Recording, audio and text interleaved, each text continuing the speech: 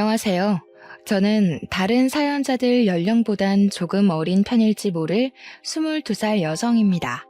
제가 가진 사연이 과연 수많은 아픈 사연들 틈에 끼워도 되는 건가 싶은 걱정은 했지만 고민 끝에 한번 적어보게 되었습니다.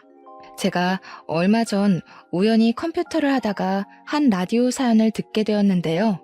하나의 사연을 시작으로 꼬리에 꼬리를 물듯 여러 가지 사연을 접해보았어요. 몰랐는데 세상에는 정말 다양한 고통을 겪고 새 삶을 살고 계신 분들이 많다는 걸 실감했습니다. 이 넓은 세상에서 저만 힘든 것은 아니라고 생각했지만 제가 제일 힘든 줄 알고 살았었는데 사연들을 새벽 늦게까지 듣고 나서는 제가 우물 안에 개구리적 생각을 하고 있단 걸 깨우쳤어요.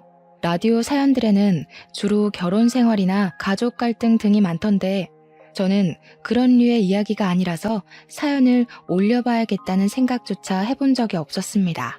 그런데 한날 저와 비슷한 경험을 하신 분의 사연을 들었고 그 계기로 지금 컴퓨터를 켜게 되었죠. 언젠가 세상에 공개될 제 글도 많은 관심을 받았으면 좋겠네요. 지금부터 아직 세상은 아름답고 살만하다는 걸 느꼈던 그날의 기적을 이야기해 보도록 하겠습니다. 저는 태어났을 때부터 단 한 번도 금전적으로 여유롭게 살아본 적이 없었습니다. 제 부모님도 가난을 되물림받은 입장이라 늘 대출 빚에 쫓기듯 살고 있었어요. 그 사이에서 저와 남동생이 태어났으니 삶을 궁핍할 대로 어려웠죠. 고작 2명이 쓸 수 있는 침대에서 4사람이 잤다고 말을 한다면 제 사정이 조금 실감나실지 모르겠어요. 저희 식구의 빚과 더불어 경제 능력이 없는 조부모님 빚까지 부모님이 해결해야 했기에 가세가 기울어가는 건 어찌 보면 당연한 순리였습니다. 그럼에도 저희 부모님은 굴하지 않았고 저희 남매에게 짜증 한 번 내지 않은 좋은 분들이었어요. 부모님은 자기들이 굶는 한이 있더라도 저와 남동생만큼은 밥 한 숟갈이라도 더 먹이며 굶주리지 않게 해주었습니다. 어릴 때는 부모님이 마냥 양보해주는 음식을 생각 없이 홀랑 먹고 그랬어요. 그런데 부모님이 스스로 먹을 것을 포기하고 저희 남매에게 넘긴다는 걸 알고부터는 제가 거절했던 걸로 기억합니다. 저는 너무 어린 나이부터 우리 집 신세를 항상 눈치를 봤어요. 그때가 아마 초등학교 때쯤이었을 겁니다. 남동생은 당시 유치원 갈 나이도 아니었을 만큼 어렸어요. 많이 먹어봤자 한계가 있었기에 그리 음식값이 부담이 안 되는 양이었습니다. 그렇지만 저는 달랐죠. 뛰어놀 나이인데다가 먹고 클 나이기도 해서 배는 자주 고프고 또 음식은 많이 들어갔어요. 부모님이 제게 밥을 덜어주려고 할 때마다 제가 한사코 거절을 해서 저는 반 공기 정도만 먹고 컸거든요. 솔직히 자다가 배고파서 새벽에 깬 적이 많아요. 그런데도 저는 저보다 양이 클 부모님을 생각해 제가 이것만큼은 조절해야 된다고 생각했죠. 너무 어린 나이였으니까 제가 부모님을 위해 할 수 있는 게 마땅히 없잖아요. 돈을 벌 수 있는 어른도 아니니까 반대로 아끼는 수밖에 없었다는 겁니다. 당시 학교에서 꿈이 뭐냐고 물어보면 다른 아이들은 의사, 선생님, 파일럿 등등 참 다양한 직업군을 이야기했는데 저는 좀 황당한 대답을 늘어놓았습니다. 설문지에다 어른이라고 적는 바람에 상담실에서 선생님과 면담도 가졌었죠. 솔직히 돈 문제만 아니면 저는 당시 우리 가족이 옹기종기 모여서 비좁은 곳에 사는 것이 그리 싫지 않았습니다. 오히려 지금은 추억으로 남았어요. 저희가 잘 못 먹고 잘 못 자고 여름엔 덥고 겨울엔 춥고 그렇게 살았지만 그 자체가 힘든 기억은 아닙니다. 돈 문제를 뺄 수 없기 때문에 그 당시 시절이 가슴 아픈 것이었고 또 부모님 마음이 편치 않았으니 불행했던 시절이라고 말하는 거예요. 힘든 상황에서도 저희 식구는 저희끼리 있을 때면 늘 즐거웠습니다. 하지만 그것마저 제가 1~2살 먹고 나니 부모님이 억지로 저희를 위해 즐거운 척 한다는 걸 눈치챌 수 있었어요. 특히 부모님이 저희 앞에서는 웃으려고 많이 노력하셨거든요. 남동생은 부모님의 웃는 얼굴 뒤에 감춰진 슬픔을 봤는지 모르겠지만 저는 한 번씩 보일 때가 있었습니다. 그럴 때면 제가 더 일부러 분위기 띄우려고 노력도 많이 했었네요. 힘들다고 하더라도 나름 저희만의 방식대로 버텨오고 있었는데 이것 하나만큼은 도무지 제 에너지로는 견딜 수 없는 일이 하나 생겨버렸습니다. 단연코 제 인생에서 가장 큰 고비가 아니었나 싶습니다. 그게 바로 엄마가 건강 악화로 세상을 뜨게 되었을 적이었어요. 엄마가 어디 불편한 건 알고 있었는데 부모님이 숨기다 보니까 솔직히 그것까진 알아채지 못했습니다. 엄마가 암인 걸 몰랐어요. 당시 제가 고등학교를 막 입학했을 때였는데 그때 당시 제 인식의 암이라 함은 생존율이 터무니없이 낮은 병이라고만 알고 있었어요. 암, 그 한 글자가 너무 무서운 단어였다는 겁니다. 그런데 저희 엄마가 암에 걸렸다는 거예요. 제가 알게 된 건 학교 중간에 선생님이 불러서 집에 가보라는 덕에 알게 되었습니다. 병원에선 엄마더러 항암이 소용없는 상태라고 했어요. 부모님은 이미 예감했다는 듯 별 반응이 없었고 저만 그 엄마 아빠를 붙잡고 뭐든 다 해봐야 되는 거 아니냐고 소리쳤습니다. 하지만 소용없다는 의사의 말이 맞다는 걸 증명이라도 하듯 엄마의 증세는 굉장히 빠르게 진행되었어요. 하루하루 컨디션이 하락하다가 병원에 입원한 지 일주일 만에 세상을 떴습니다. 저희는 아무것도 해보지 못하고 그렇게 죽어가는 엄마를 지켜보기만 하다가 보내줘야 했어요. 마지막 인사를 나누기엔 정말 짧은 시간이었습니다. 엄마와 함께 온 세월이 무려 18년이었는데 헤어지는 건 일주일도 안 되었어요. 받아들이기 어려웠습니다. 엄마 발인식에서 제가 엄마를 잡고 놓아주지 않는 덕에 시간이 좀 지체되었던 걸로 기억합니다. 엄마의 죽음으로 인해 무너진 사람은 저뿐만이 아니었습니다. 항상 굳건하던 아빠가 그날로 완전히 무너져 버렸어요. 엄마 장례식이 끝난 뒤 혼자 방구석에서 엄마 영정사진을 들고 눈물 흘리던 아빠를 보았습니다. 제게는 항상 높기만 했던 아빠의 존재가 그날따라 한없이 작고 여려 보였어요. 슈퍼맨 같기만 하던 아빠도 저와 똑같은 사람이라는 게 느껴지자 우리 부모님은 굳세였던 것이 아니라 이악 물고 참았고 버텼던 것이구나 라는 걸 깨달았습니다.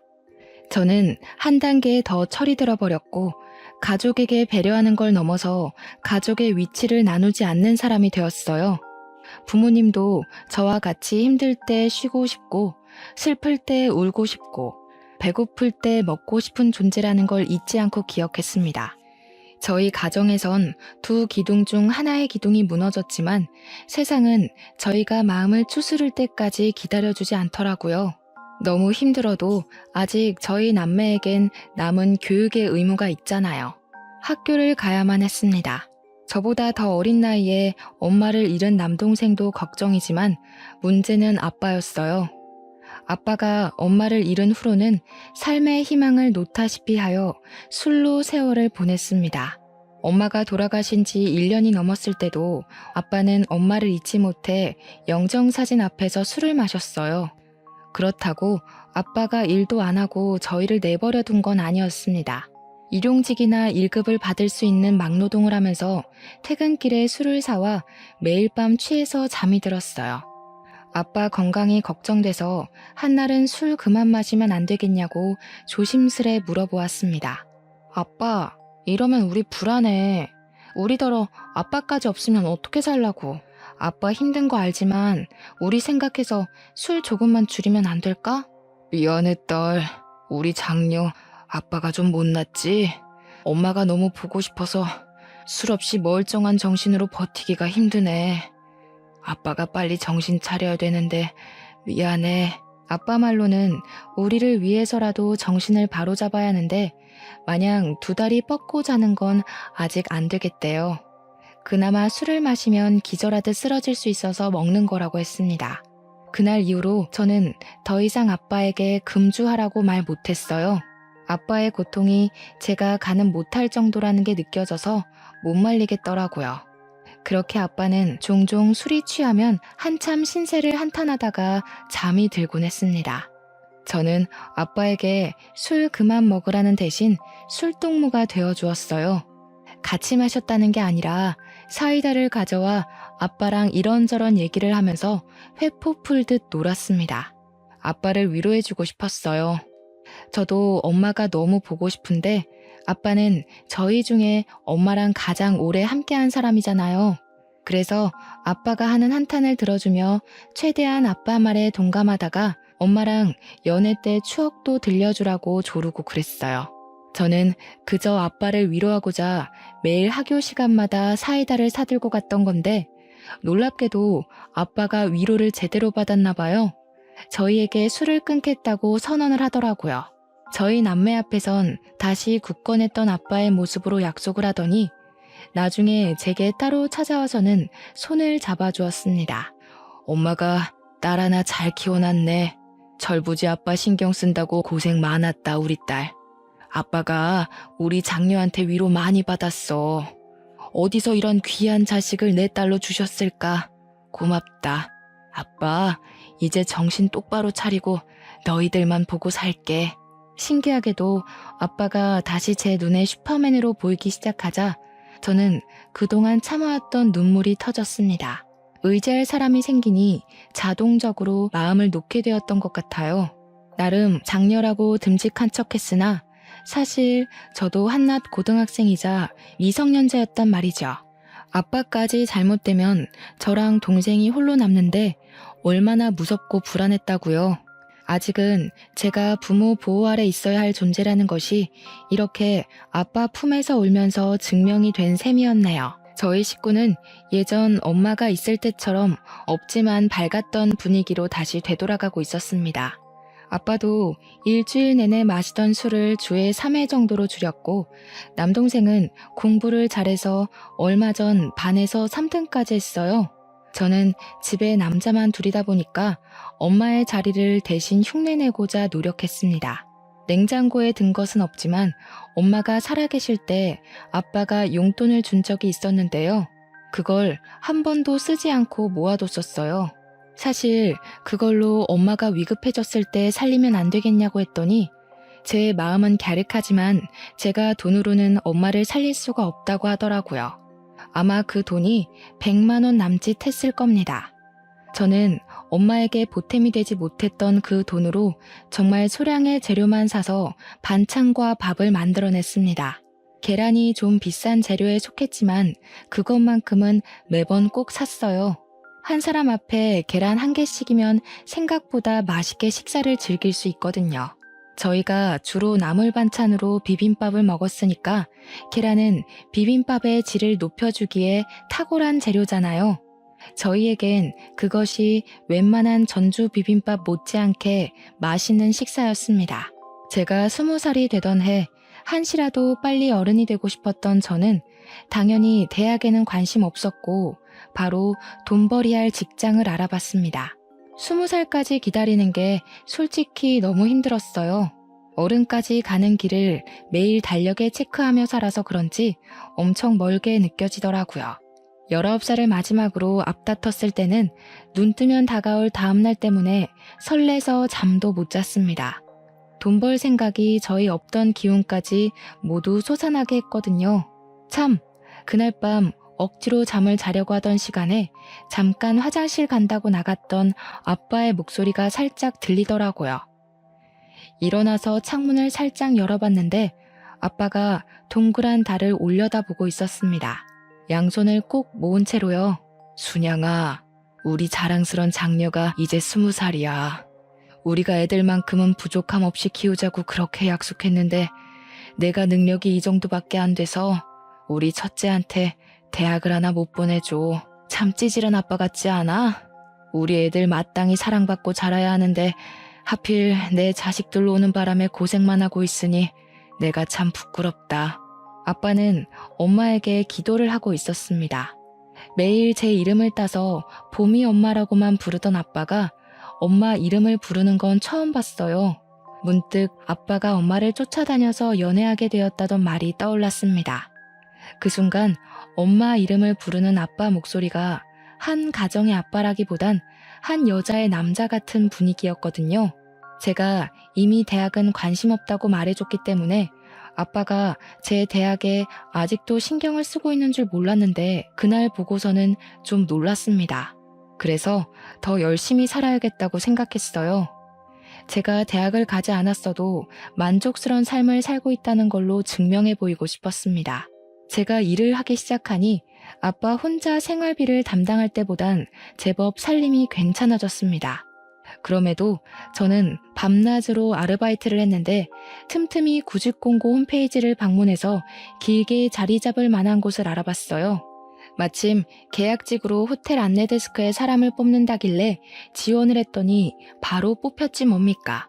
당연히 대학을 나온 친구들이 뽑힐 확률이 높았는데 제가 그 계약직에 뽑힐 수 있었던 건 다름 아닌 외국어 실력 때문이었습니다. 중학교 때 선생님이 제가 영어에서만 유독 성적이 잘 나오는 걸 보고 영어 공부 열심히 하면 나중에 취직해서도 돈을 더 많이 받을 수 있다고 말해주시더라고요.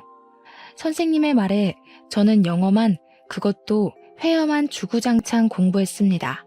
그래도 재능이 조금 있던 덕분이었는지 외국어 회화 자격증이 쌓여갔고 그게 또 재밌어서 고등학교 때 중국어 수업까지 열심히 들어 딱 2개의 자격증을 만들었어요.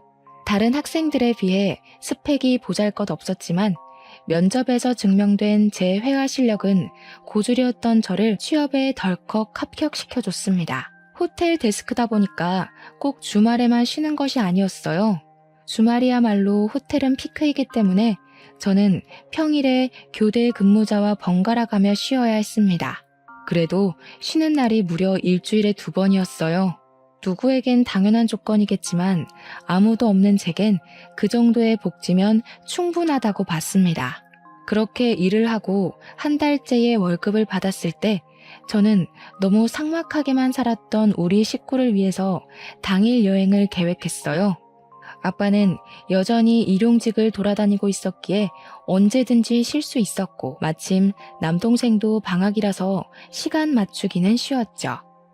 가족끼리 식사를 할 때 제가 슬쩍 얘기를 했더니 아빠가 우리 형편에 무슨 여행이냐고 신경 안 써줘도 된다고 하더라고요. 계속 힘내서 일하려면 나도 동기가 필요해. 나한텐 그 동기가 우리 가족이야. 가족이 즐거운 걸 보면 일할 힘이 난단 말이야. 한 번도 놀러 가본 적 없잖아. 엄마 있을 때 못 가본 게 좀 아쉽지만 더 후회하기 싫어서 그래. 네가 무슨 돈이 있다고. 이제 20살 됐으면 사고 싶은 것도 많고 친구들이랑 놀고 싶기도 할 텐데 그걸 왜 우리한테 쓰려고 그래. 너 지금까지만 해도 충분히 우리 가족 위해서 마음 썼어. 그러니까 괜찮아. 내 돈이니까 내가 쓰고 싶은데 쓸래. 나는 가족여행 가고 싶어. 아빠 말대로 내 돈 내가 알아서 하려는 거니까 협조해 줄 거지? 영 마음 쓰이면 이렇게 생각해. 내가 즐겁자고 가는 여행이라는 거. 제 고집을 결국 이기지 못한 아빠는 곧 자기가 아빠로서 먼저 우리들을 돌봤어야 하는데 항상 미안하다고 고개를 숙였습니다. 미안하면 여행 가는 거라고 했더니 아빠가 피식 웃더라고요. 그렇게 고집을 부려 가기로 한 여행 당일, 저와 남동생은 난생 처음으로 들뜨는 기분을 느꼈습니다. 특히 남동생이 가장 많이 신이 났는데요.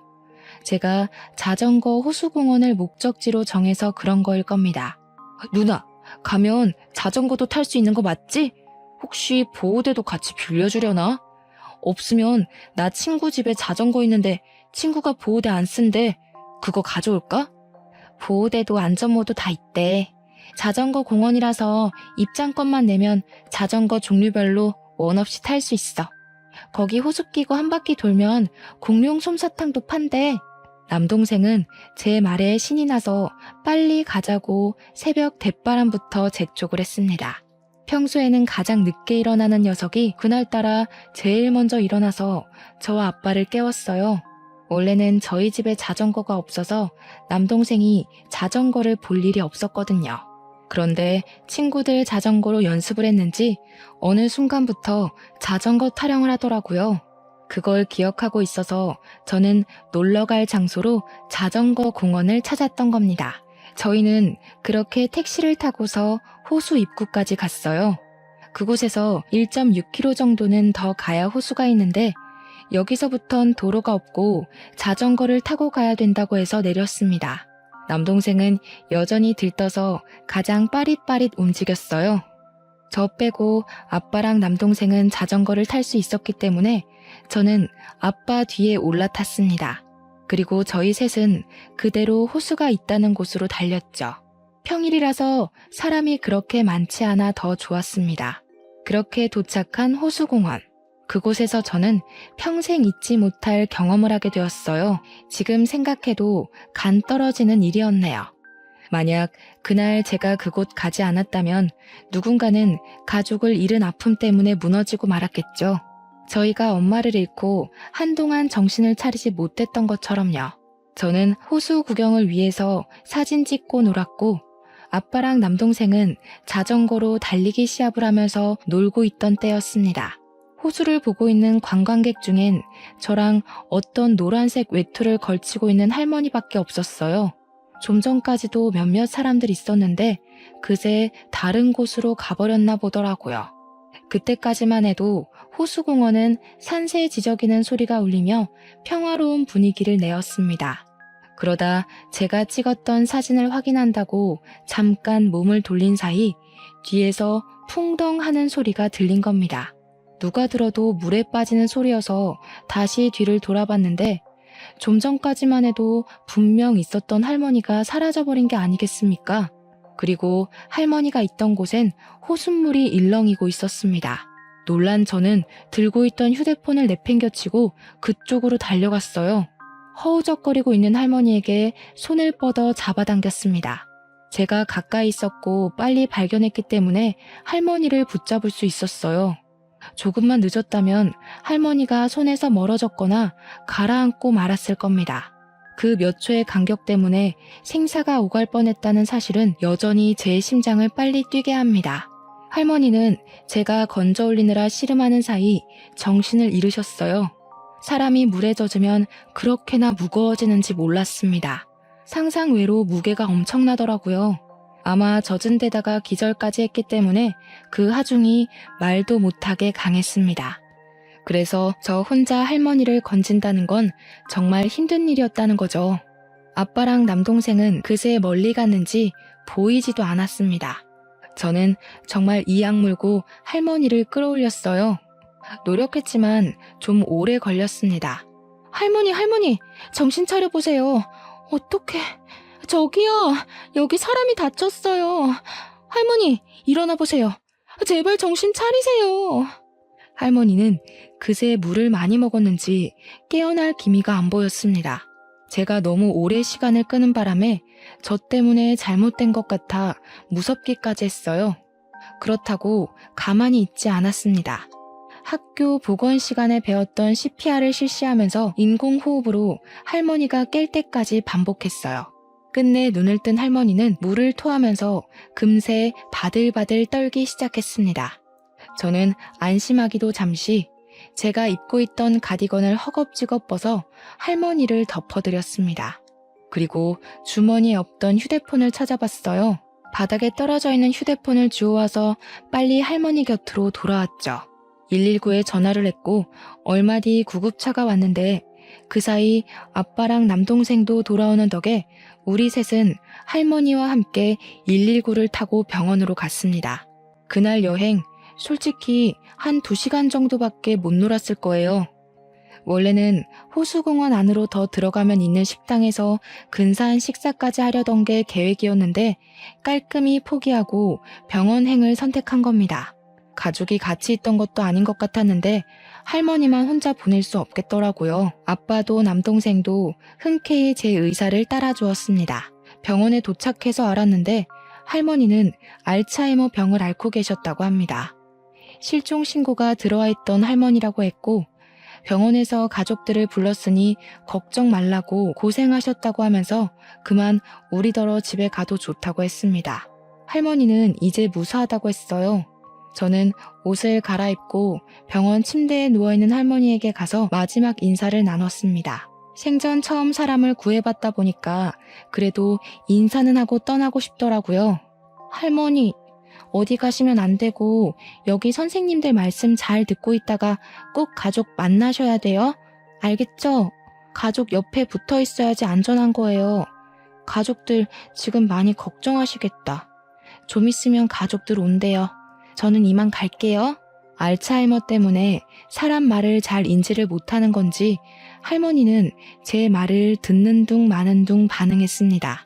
시간을 오래 지체할 여유가 없기 때문에 저는 손 한번 잡아주고 그만 돌아가려고 했어요. 그러나 그때 할머니가 잡은 손을 놓아주지 않더라고요. 그러면서 가지 말라고 딱 한마디를 하셨습니다. 아직 가족이 온 게 아니니까 할머니 식구들 올 때까지만 옆에 있어드리자. 할머니께서 너한테 많이 고마우신가 보다. 식구들한테 인사시켜주고 싶나 봐.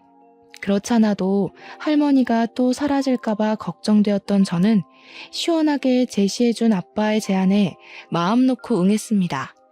이건 좀 뒤늦게 알게 된 사실인데 제가 할머니를 건지는 사이 저도 꽤 젖었더라고요. 그나마 병원이 따뜻했기 때문에 옷이 마른 후에 나가서 다행이었지 당시 계절이 초겨울이었던지라 그대로 밖에 나갔다면 빼도 박도 못하고 감기에 걸렸을 겁니다. 뒤늦게 생각난 가디건은 이미 못 쓸 정도로 망가져 있었어요. 그럼에도 저는 그걸 탈탈 털면서 챙겼습니다. 제게는 몇 개 없는 외투였거든요. 그렇게 얼마 뒤 할머니 가족으로 보이는 사람들이 도착했고 저희는 자연스레 뒤로 밀려나게 되었어요. 할머니 가족들은 꼬장꼬장했던 할머니와 다르게 다들 세련미가 잔뜩 묻어 있었습니다. 그 중에 우아하게 생긴 아줌마가 할머니 손을 잡고 계속 엄마 엄마 그렇게 부르더군요. 도대체 왜 자꾸 말도 없이 나가는 거예요? 내가 엄마 심심하지 말라고 사람까지 고용했는데 그 사람들한테는 왜 장난을 쳤어요? 아휴, 아니야. 그냥 이렇게 살아 돌아와 준 것만으로도 고마워요. 엄마, 어디 가면 안 돼 이제. 알았죠? 아무래도 아줌마가 할머니 딸인 듯 싶었습니다. 가족의 품을 찾은 걸 봤으니 저희는 그만 돌아가려고 했어요. 그런데 가족 중에 젊은 남자가 저희 앞으로 가로막고서 말을 걸어오더군요. 안녕하세요. 구급대원들에게 말씀 들었습니다. 저희 외할머니 구해줬다는 분 맞으시죠? 보니까 많이 젖으신 것 같은데 옷부터 저희 할머니 구해주신 것까지 따로 보상을 해드리려고요. 네? 아니에요. 무슨 보상이요. 뭘 이런 걸 보상을 받아요. 괜찮아요. 할머니 어디 나가지 않게 많이 신경 쓰셔야 될 것 같아요. 정말 위험할 뻔했거든요. 저희들의 대화에 아줌마가 저희를 돌아봤고 곧 젖어있는 저의 몰골을 보고서 금세 제게 다가와 손을 잡았습니다. 정말 고맙습니다. 우리 엄마가 어쩌다 그곳까지 갔는지 모르겠는데 엄마 실종되고 경찰도 못 찾고 있었거든요. 한 달이 지나도 소식이 없어서 집안 전체가 무너지고 있었어요. 그런데 아가씨가 우리 집안을 살린 거예요.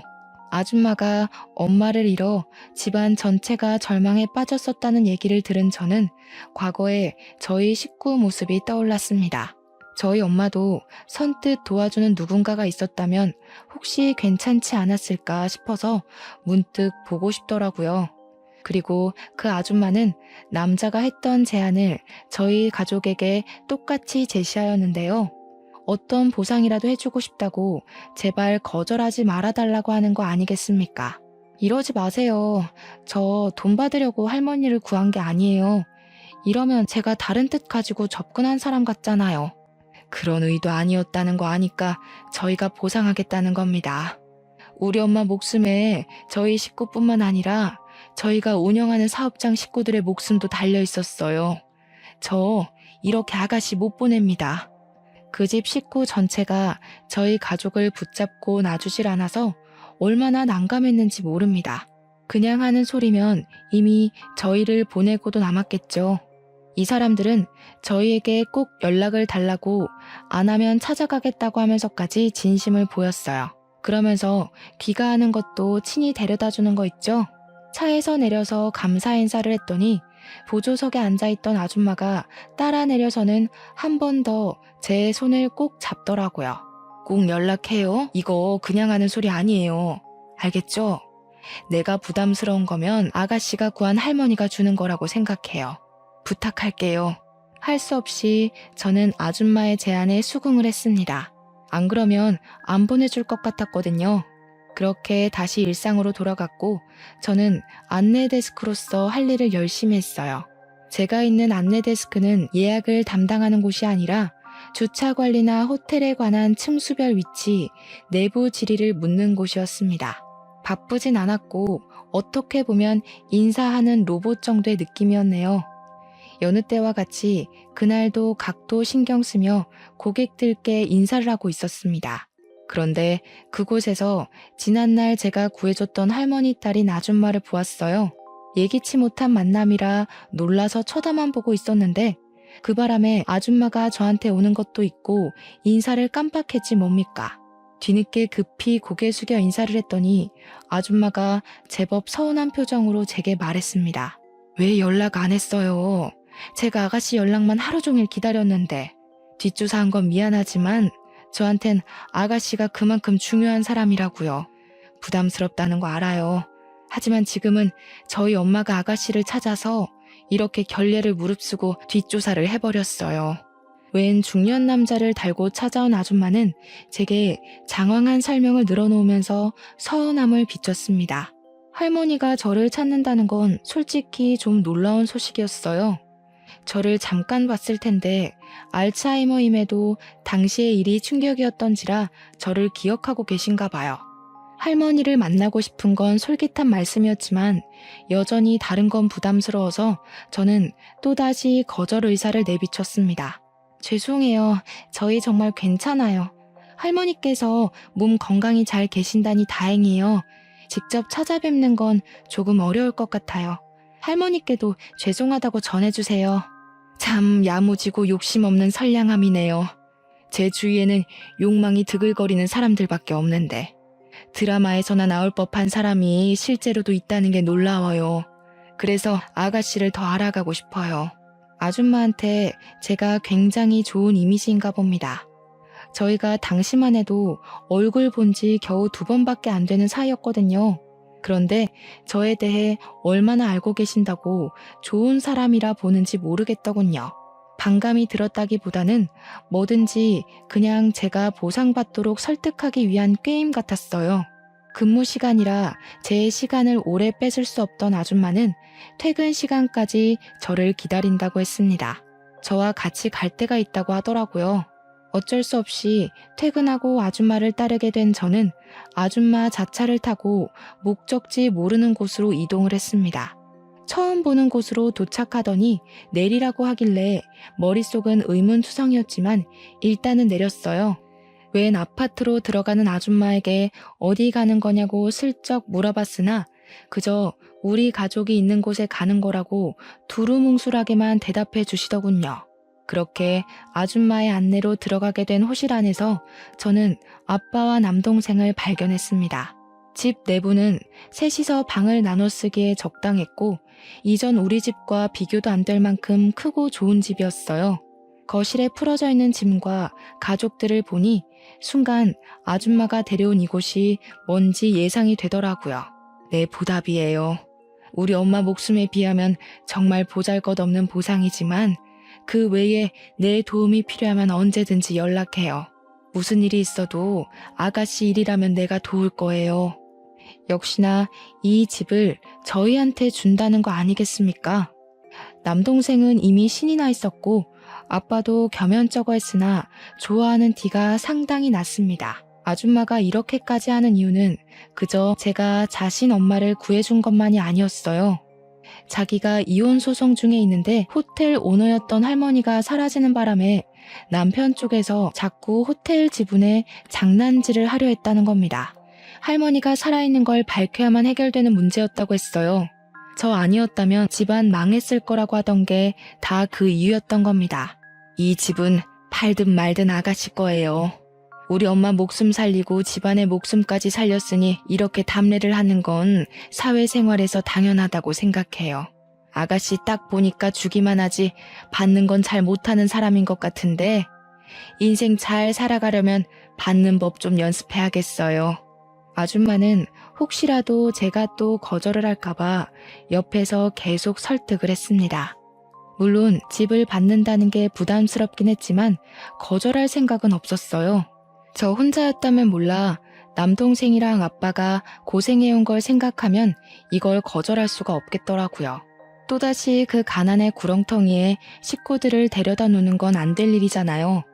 무엇이 가족을 위하는 길인지 저는 똑똑하게 미래를 바라보기로 했습니다. 고맙습니다. 뭐라고 감사의 말씀을 드려야 할지 모르겠네요. 제가 좋은 일에서 받는 선물이라고 생각할게요. 말씀하신 것처럼 할머니가 주는 선물이요. 드디어 고집을 꺾었네요. 나야말로 받아줘서 고마워요. 참, 안내원 계약직으로 있는 것 같던데. 아가씨 이력서 보니까 외국어 실력이 좋더라고요. 내일부터 인포에 들어가 볼래요? 네? 거기는 정직원만 갈 수 있는 걸로 아는데요. 저는 아직 계약직 일한 지 1년도 안 됐어요. 배울 것도 많고 지금도 충분히 만족하고 있어요. 그런데 왜 그런 걸 아줌마가 물어보세요? 내가 거기 주인이니까요. 주인으로서 비전 있는 직원한테 정직원 달아주겠다는 거예요. 오너 눈으로 보기엔 아가씨 나이에 그 실력이면 깡패나 다름없어요. 깡패? 제가 놀라서 저도 모르게 읊조렸더니 아줌마가 남자처럼 호탕하게 웃는 게 아니겠습니까? 당최 이게 무슨 일인 건지. 아줌마가 돌아가고 나서 저는 아빠한테 좀 더 자세히 얘기를 들을 수 있었어요. 네가 어떻게 생각할지 모르겠는데 거기서 대출을 절반이나 갚아주더구나. 내가 됐다고 했는데도 그 사람들 고집 알잖니? 겨우 합의 본 게 절반이야. 아줌마가 끝까지 고집해서 저의 여건을 조금이라도 편하게 만들어주고 싶다고 했다는군요. 게다가 죄송해하는 아빠한테 엄마가 정말 냉철하게 조언까지 했다고 했는데요. 자녀들이 얼마든지 새 출발할 수 있는 나이인데 가난에 가로막혀 아무것도 펼쳐보지 못하는 삶이야말로 아빠 된 입장에서 속상하지 않겠냐고 그랬다는 거 아니겠어요. 지금 생각해도 당시 아줌마 언변은 정말 청산유수였습니다. 괜히 사업장 오너가 아니었어요. 그래서 아빠는 결국 절반으로 합의를 봤다고 합니다. 빚이 절반만 날아가도 저희 입장에선 엄청 숨통이 트이는 거였어요. 게다가 제가 정직원이 되었으니 보너스며 복지 혜택이며 월급 인상까지 모조리 받을 수 있게 된 겁니다. 속물처럼 얘기해보자면 완전 돈벼락 맞은 게 아닙니까? 물에 빠진 할머니를 구조했을 뿐인데 이렇게 어마어마한 선물을 받게 될 줄은 꿈에도 몰랐어요. 하늘에 계신 엄마도 저희와 함께 이 행복을 누렸다면 참 좋았을 것을. 마음 한켠의 씁쓸함은 어쩔 수 없었습니다. 엄마를 생각해서라도 지금 얻은 것을 절대 자만하지 말고 늘 하던 것처럼 최선을 다해 살아야겠다고 생각해요. 청취자분들이 보기엔 어떠신가요? 이거 복권 1등 당첨보다 훨씬 좋은 기쁨 아닌가요? 아, 그리고 이건 근래에 있었던 일인데요. 아줌마 아들이 한 번 저를 찾아왔었습니다. 할머니 얘기를 하면서 저더러 밥 한 끼 할 수 있냐고 묻더라고요. 그 기적 같은 일이 있었던 게 무려 3년 전인데 아직까지 제게 보상 얘기를 꺼내려는 건가 싶어 그러지 말라고 했거든요. 그런데 그게 아니라 그분이 저한테 관심을 표출하는 거였습니다. 자기 배경 때문에 주위에는 돈 보고 접근하는 여자들밖에 없어서 한동안 연애에 실증이 났다고 하소연을 했어요. 그러면서 3년 전 저를 만나고 제가 어떤 사람인지 알고 나서는 자기에게 접근하는 여자들이 더더욱 속물처럼 보였다고 하네요. 더 빨리 얘기하지 못하고 3년이나 시간을 끌었던 이유는 자기 나이가 33살이기 때문이었다고 합니다. 저와 무려 10살 차이가 났기 때문에 저한테 미안해서 감히 말할 엄두를 못 내고 있었대요. 하지만 이러다 제가 다른 남자에게 가버리면 너무 후회가 될 것 같아서 마음만 얘기하는 거라고 하더군요. 부담 갖지 말라고 하는데 저는 이미 부담이었습니다. 남자가 싫어서가 아니라 제 수준에 너무 과분한 사람이잖아요. 그래서 저도 생각할 시간이 필요하다고 당장의 대답은 피했었는데 어쩌다 보니 지금은 남자친구가 되어버렸지 뭡니까. 만남을 이어온 지는 5개월 정도 되었는데 제가 연애를 한 번도 안 해봤다고 하니까 남자친구가 당황하면서 더 죄인처럼 제게 헌신하고 있어요. 절대 괜한 선택이 아니라는 걸 꼭 보여주겠대요. 그리고 결혼을 한 것도 아닌데 남자친구와 가끔씩 할머니도 만나러 가고 있습니다. 아빠가 인사시켜달라고 해서 집에서 같이 저녁도 먹었고요. 아줌마가 쿨한 성격이긴 해도 자기 자식 연애에는 잣대가 높을까봐 살짝 걱정되었는데 다행히도 아줌마가 제일 축하해줬습니다. 아줌마도 나이 차이 때문에 감히 제게 자기 아들 만나보라고 얘기를 못했었대요. 이건 또 무슨 운명이란 말입니까? 이런 것 보면 정말 사람 이름 모른다는 말이 맞나 봐요. 앞으로 살아갈 날이 살아온 날보다 훨씬 많이 남았기에 인생이 또 언제 하락세를 보일지 모르잖아요. 그래서 더 주어진 것에 허세를 갖지 않고 감사하며 살도록 주의할 겁니다. 지금 저는 무척 행복합니다. 대출 빚도 무난하게 갚아가는 중이고 넉넉해진 살림에 생각지도 못한 남자친구까지 생겼으니까요. 이 모든 것이 다 제게 과분한 복인 걸 알지만 뭐든 그냥 이루어지진 않았다고 생각해요. 가난에 굴하지 않고 열심히 살아온 대가가 조금 빨리 찾아온 게 아닌가 싶습니다. 이대로 20대를 잘 마무리 짓고 30대, 40대로 갈수록 더 단단한 제가 될 수 있게 노력할 거예요. 많은 사연에서 저처럼 인생 역전을 한 사연의 글도 덜어보긴 했는데 그분들 사연을 읽으면서 완전 드라마 주인공 같다는 생각을 했거든요. 저도 나름대로 그런 삶의 주인공 같아서 사연 한번 올려보고 싶었습니다. 그리고 혹시 고난의 기로에 서 계신 분이 있다면 알려드리고 싶기도 했어요. 세상에 제3 같은 기적도 있으니 어려움에 굴하지 마시라고 말입니다. 쓰다 보니 벌써 끝이 되었네요. 당시의 사건들을 단 몇 시간 만에 담아낼 수 있을까 걱정했는데 그래도 잘 추려서 마무리한 것 같아 뿌듯합니다. 인사말에도 말씀드렸다시피 아직 세상은 살만한 것 같아요. 죽을 만큼 힘들었는데 지금은 과거의 고난이 생각나지 않을 만큼 행복하니까요. 청취자분들 모두에게도 복권 1등 같은 일이 생기길 바랍니다. 들어주셔서 감사합니다.